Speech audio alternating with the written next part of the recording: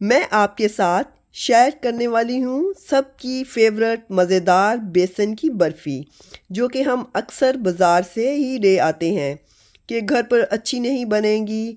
अगर आप इस तरीके से बनाएंगे तो परफेक्ट और मज़ेदार सी बेसन की बर्फ़ी आसानी से घर पे तैयार हो जाएगी। अब निकाल लेते हैं, ठंडा हो गया है। ये देखिए कितनी परफेक्ट बर्फ़ी बनी है। इस रेसिपी को ट्राई ज़रूर कीजिएगा, बहुत ही मज़ेदार बनती है।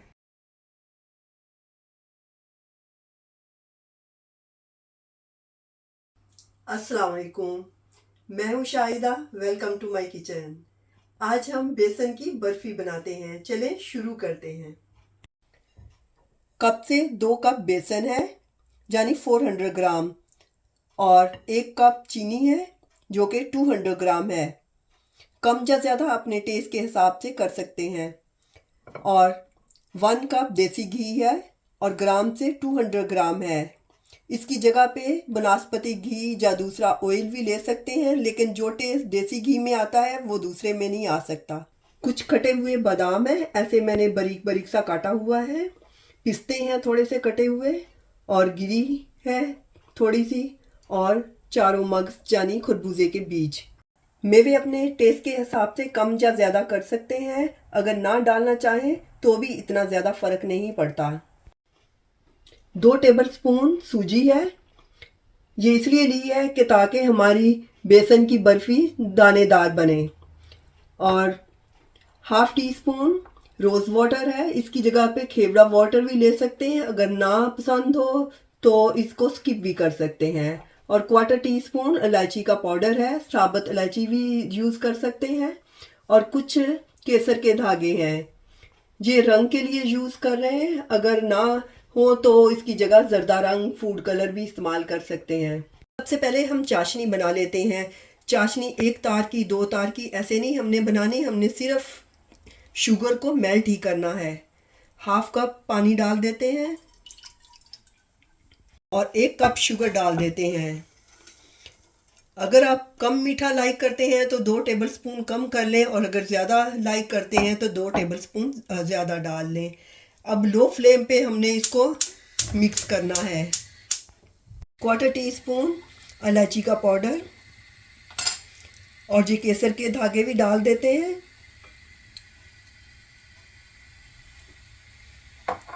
और रोज़ वाटर भी डाल देते हैं, इससे बहुत ही प्यारी सी खुशबू आएगी। 1 टेबलस्पून देसी घी डाल के तो मेवे फ्राई कर लेते हैं। बगैर फ्राई किए भी डाल सकते हैं, अगर फ्राई करके डालेंगे तो टेस्ट ज़्यादा अच्छा मज़ीद हो जाएगा। फ्लेम हमने लो ही रखना है, और सिर्फ 2 मिनट के लिए, 1.5 मिनट के लिए ही हमने फ्राई करना है, क्योंकि बहुत जल्दी जल जाएगी अगर हम ज़्यादा हाई फ्लेम पे करेंगे, इसलिए लो फ्लेम रखना है।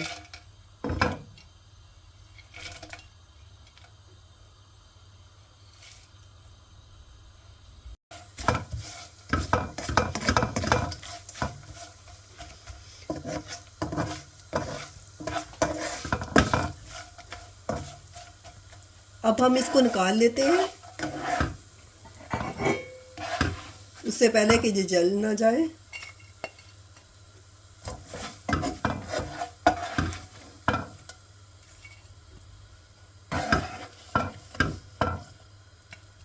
अब हम सारा घी डाल देंगे।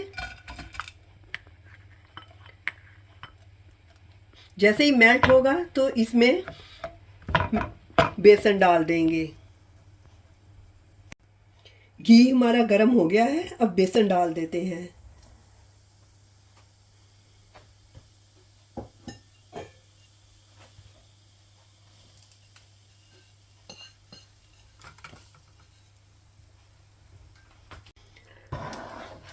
अब हम अपनी बेसन की बुनाई शुरू करते हैं। ऐसे चम्मच हिलाते जाना है, और मीडियम पे, लो पे ऐसे करके हमने बुनाई करनी है। आहिस्ता आहिस्ता से बुनाई करनी है, क्योंकि अगर हम फ्लेम हाई रखेंगे तो बर्न हो जाएगा, उसका टेस्ट भी डिफरेंट हो जाएगा और कलर भी। इसलिए हमने आहिस्ता आहिस्ता से भूनना है। और दूसरी तरफ हमारी ये चाशनी तैयार हो गई है। शुगर हमारी मेल्ट हो गई है, बस अब गैस ऑफ कर देते हैं। अब हम सूजी भी डाल देते हैं। सूजी की भी भुनाई कर देंगे थोड़ी सी। इस तरह आहिस्ता आहिस्ता से चम्मच हिलाते जाना है, छोड़ना नहीं है इसको, ताकि नीचे ना लगे। ये एकदम ऐसा ही बनेगा जैसा हम हलवाई की दुकान से लाके खाते हैं।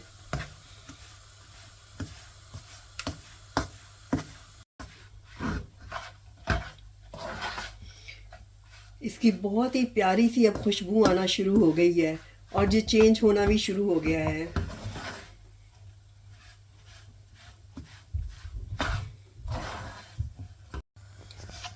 आजकल बहुत ज़्यादा सर्दी है और ऐसी चीज़ें हमें एनर्जी भी देती हैं। बेसन को भूनने में 8 से 10 मिनट आसानी से लग जाते हैं। बेसन की भुनाई अच्छी तरह से होनी चाहिए, कच्चापन नहीं रहना चाहिए, नहीं तो टेस्ट अच्छा नहीं आएगा। अब ये लिक्विड में चेंज होना शुरू हो गया है, तो इसका मतलब है इसकी बनाई बहुत अच्छी तरह से हो गई है। अब बहुत ही प्यारी सी खुशबू आ रही है और इसका कलर भी चेंज हो गया है। अब हम इसमें चाशनी डाल देते हैं और ड्राई फ्रूट। अब हम चाशनी डाल देते हैं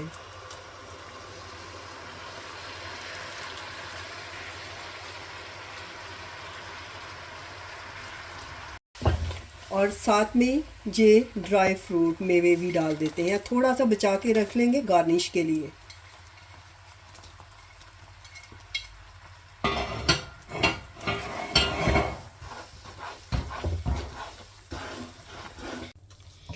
इसको हम 3 से 4 हफ्ते के लिए रख सकते हैं। चीनी पीस के भी डाल सकते हैं। अब रेडी है, पैन बिल्कुल छोड़ना शुरू हो गया है। अब हम निकाल लेते हैं। मैंने एक ट्रे ली है और उसमें घी लगा दिया है अच्छी तरह से, ताकि आसानी से बाद में निकल जाए। अब हम इस ट्रे में डाल देते हैं और इसको ऐसे सेट कर देंगे। जैसे ही सेट हो जाएगा 2-4 मिनट बाद फिर इसको कट करेंगे।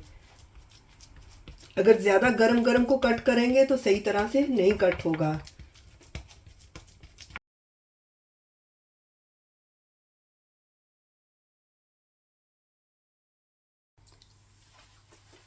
अब इसके ऊपर ये ड्राई फ्रूट लगा देंगे।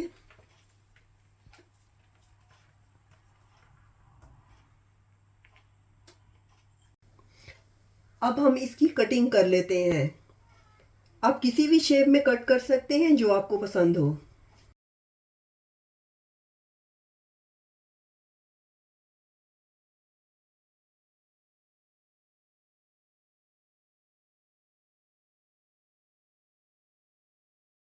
अब 1-2 घंटे के लिए हम ऐसे ही छोड़ देंगे ताकि अच्छी तरह से जम जाए।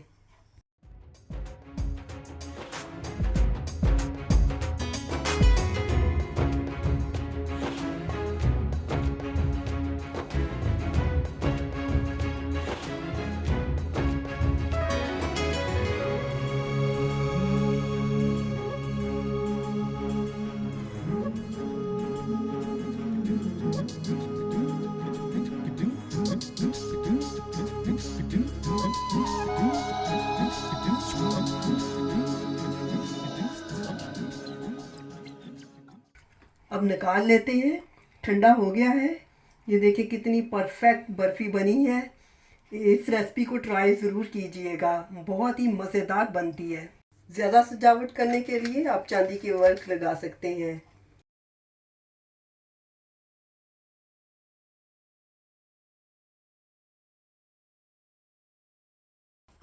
उम्मीद है कि मेरी रेसिपी आपको पसंद आएगी। इंशाल्लाह दोबारा मिलेंगे नई रेसिपी के साथ। अल्लाह हाफिज़।